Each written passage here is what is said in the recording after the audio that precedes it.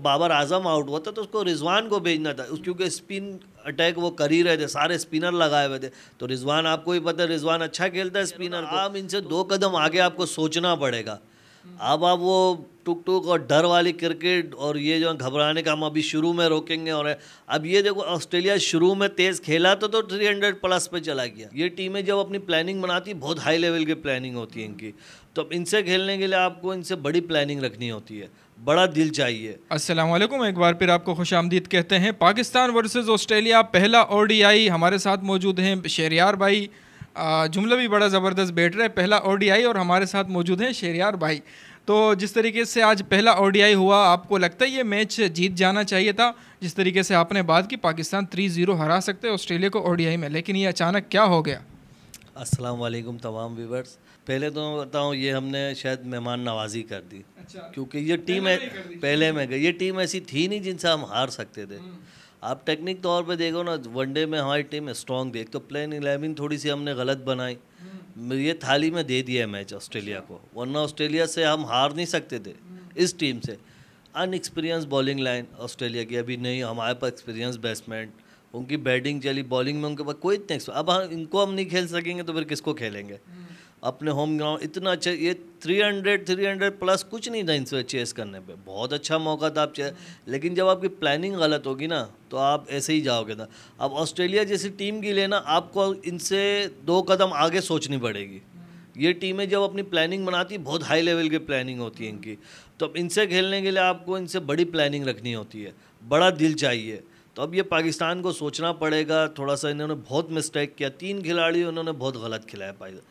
वरना पहला मैच ऐसा होता है किसी भी टूर का, किसी भी मैच का पहला मैच ऐसा होता है कि वो टीम अपनी फुल स्ट्रेंथ के साथ जाती है। पहला मैच जीतना है, फिर वो सीरीज़ में आगे देखते हैं किसको बैठाना है, कौन। आप पहले मैच में जो आउट फॉर्म है, हसन अली हमारा बहुत अच्छा स्टार है, ये नहीं कि हसन अली लेकिन जो ऊपर नीचे खिलाड़ी का होता है अभी फॉर्म में नहीं है।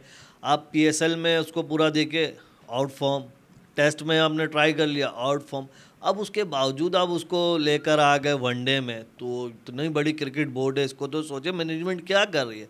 आप हसन अली को डोमेस्टिक में भेजते हैं, उधर उसकी परफॉर्मेंस करवाते हैं, उससे बेहतर का पीछे आपके जो फिर खुशदिल का ही वनडे में कोई इतना नहीं, इफ्तिखार भी आपने वैसे ही खिलाया, शादाब को बैठा दिया आपने, नवाज़ को बैठाए हुए, जो ये आपको मैच विनिंग खिलाड़ी हैं आपके, जो मैच में जान मार, उनको आप बैठा के इनको खिला रहे। तो आप थोड़ी समझ से बाहर थी कि प्लानिंग थी क्या पाकिस्तान की किसी का। अभी आपका तो देखो डोमेस्टिक चल भी रहा था, अगर आपको इफ्तिखार को या खुशदिल को इन लोगों को खिलाना था, सऊद शकील को खिलाना था, आप इनको डोमेस्टिक में अब वहाँ बात करते ना कि हमें ये हमारी प्लानिंग में है, ये लड़के हमारे प्लानिंग में, आप इनको इन नंबरों पे खिलाओ ताकि हम जब ये हमारी टीम पे आए तो हमें काम करके दे। सबसे बड़ी हमारी मैनेजमेंट का लोकल जो क्रिकेट है ना उससे बहुत दूर है, जिसकी वजह से ये हम भुगतना पड़ता है हमें जब अच्छी जगह पे हम खेलते हैं, जब आते ऊपर। तो ये मैनेजमेंट को, कोचिंग को, जब तक हम लोकल में डोमेस्टिक से हम बिल्कुल इंकरेज नहीं होंगे ना तो ये नताइज हमारे आगे आते रहेंगे। तो क्योंकि हमें समझ नहीं आएगा किसको खिलाएं नहीं खिलाएं, ये जो समझ बूझ हमारी चले जाएगी। तो बड़े खेलने के लिए, जैसे ऑस्ट्रेलिया जैसे, इंग्लैंड जैसी टीमों के साथ खेलने के लिए आपको बहुत बड़ा सोच रखना पड़ा और इनसे 2 कदम आगे सोचना पड़ेगा, फिर जाके आपके फेवर में आएगी रिजल्ट। आपको क्या लगता है मैच कब हमारे हाथ से छूटा? जब फ़खर जमान की विकेट गिरी, बाबर आजम की गिरी, या जब इमामुल हक आउट हुए? मैच तो ये पहले ओवर जो हमारा शुरू हुआ था बैटिंग उनकी, जो ऑस्ट्रेलिया की शुरू, उसी वक्त से हमारे हाथ से गया। क्योंकि जैसा स्टार्ट उन्होंने किया था, हमारी बॉलिंग नज़र ही नहीं आ रही थी। आप वसीम को आप डेब्यू करवा रहे हो, लेकिन किसी अच्छे एक्सपीरियंस बॉलर के साथ डेब्यू करो ना। ये होता, अब एक हारिस रऊफ अकेला क्या करेगा? हसन अली वही आउट फॉर्म था, और वसीम भी कोई अभी पीएसएल में भी उसकी भी इतनी अच्छी परफॉर्मेंस नहीं थी। लेकिन जब मेरे कहने का यही मतलब, इन खिलाड़ियों को जब आपको वनडे में लेना था तो आपके पास अच्छा मौका था डोमेस्टिक।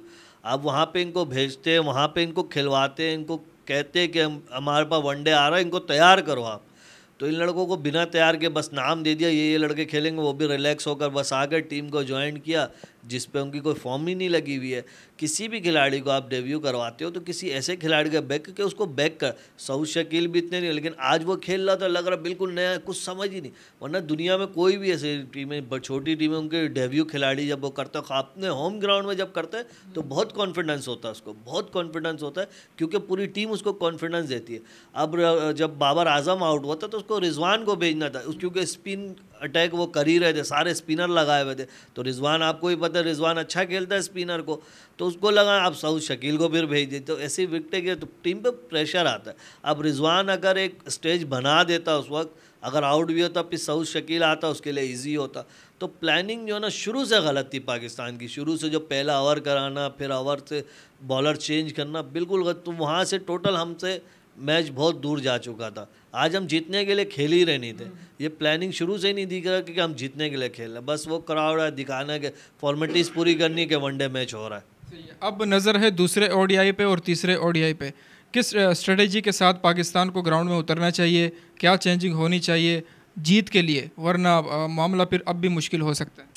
जी आपको एग्रेसिव खेलना पड़ा, पूरी दुनिया में एग्रेसिव यार, और आपके पास अब होम ग्राउंड अच्छा मौका आ गया, अच्छी टीम है, अच्छे बॉलर को आप फेस करो, अच्छे फील्डर को फेस करो।